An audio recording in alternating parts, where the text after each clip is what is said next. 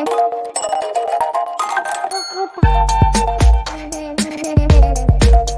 Video में बात कर लेते हैं ज्योति लैब्स की। क्विकली आंसर्स देख लेते हैं। चैनल को लाइक एंड सब्सक्राइब करना मत भूलिएगा। तो एज एन ज्योति लैब्स में आप देख रहे होगे आज यहाँ वॉल्यूम अपसर्ज देखने को मिला है। 5% के ऊपर की तेजी थी, 2 मिलियन का वॉल्यूम था। काफी दिनों बाद ये कुछ वॉल्यूम स्पर्ट देखने को मिल रहा है।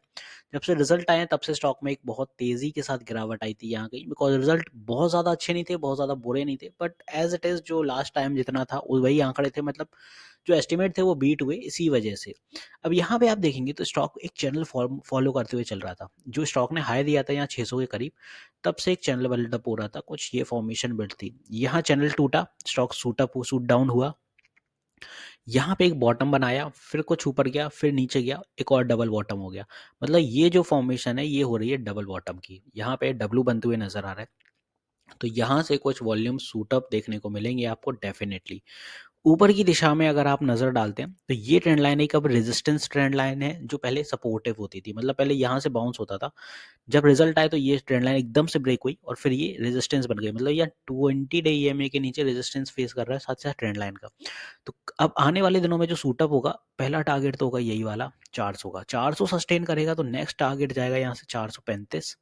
435 के बाद फिर जो हर्डल होगा अपने सामने होगा 460s के आसपास। तो ये कुछ अपने रहने वाले हैं रेजिस्टेंस आने वाले दिनों में। ज्योति लैब पे इसलिए वीडियो बना रहा हूँ, एक तो बहुत करेक्टेड स्टॉक है और अब करेक्शन के बाद ये रेडी है चलने के लिए। इस जोन से आप हाई से अगर इसको कैलकुलेट कर लेते हैं तो यहाँ पे आप पाएंगे 38% करेक्टेड है। कोई भी स्टॉक इतना करेक्ट हो जाता है तो एक अपने आप अपसाइड पोटेंशियल दिखता है। साथ ही साथ आरएसआई देखें तो यहाँ पे भी डबल बॉटम के कुछ आपको आंकड़े दिख रहे होंगे। मतलब यहाँ पे भी डब्ल्यू बन रहा है और यहाँ पे सूटअप रेंज बहुत हैवी रहने वाली है, बिकॉज यहाँ से अगर आप ट्रेंड लाइन प्लेस करते हैं तो यहाँ भी आपको एक अच्छा खासा आइडिया लग जाएगा कि स्टॉक में मोमेंटम क्या बनने वाले हैं। यहाँ ब्रेकआउट आने वाला है आरएसआई पे भी, यहाँ सूटअप होगा तो मतलब यहाँ भी सूटअप रेंज आएगी कुछ ये जोन से भी, और ऊपर की दिशा पकड़ लेगा। वीकली टाइम फ्रेम भी काफ़ी करेक्टेड है, ये भी आप ट्रेंड के लिए रेडी हो रहा है। मंथली भी कुछ ऐसे ही कह सकते हैं। अभी अब ट्रेंड पे तो नहीं आया, बट जल्दी ही डायरेक्शन बदल लेगा।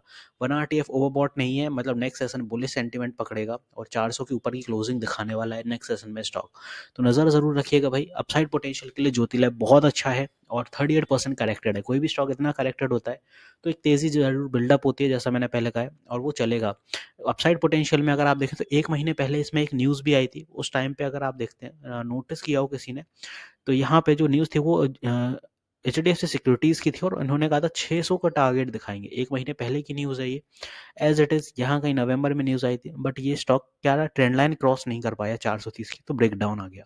सस्टेन कर लेता तो यहाँ से 500 और 600 के लिए रैली कर देता, बट अब वो टारगेट फिर से रेडी होंगे, फिर से रैली मोमेंटम आएगा। डायनेमिक रेजिस्टेंस ये EMAs की रहेंगे, ये सस्टेन करेगा, ये जोन के अंदर आएगा वापस से। जो जोन टूटा था इस जोन का ब्रेकआउट देगा तो सूटअप हो जाएगा, कुछ इस तरह से चलेगा।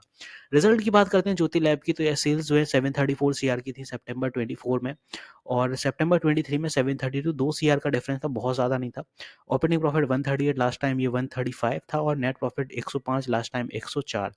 तो EPS बढ़ के 2.86 हुआ था। इन्वेस्टर्स में देखें तो FI ने स्टेक और जो FI ने स्टेक है वो इंटैक्ट रखे as it is June quarter में, और सितंबर में DI ने स्टेक बढ़ाए 15.26 हो गए, और promoters as it is intact हैं। DI के जो स्टेक हैं वो यहाँ पे Franklin ICICI, Nippon, Canara, Mirae, और साथ ही साथ एक्सेस मिलेगा आपको परी वॉशिंगटन, कैनरा, रोबेको। और FI में जो स्टेक आते हैं वो Nalanda India equity fund, Pari Washington, Emblem FI और एबरदीन स्टैंडर्ड्स।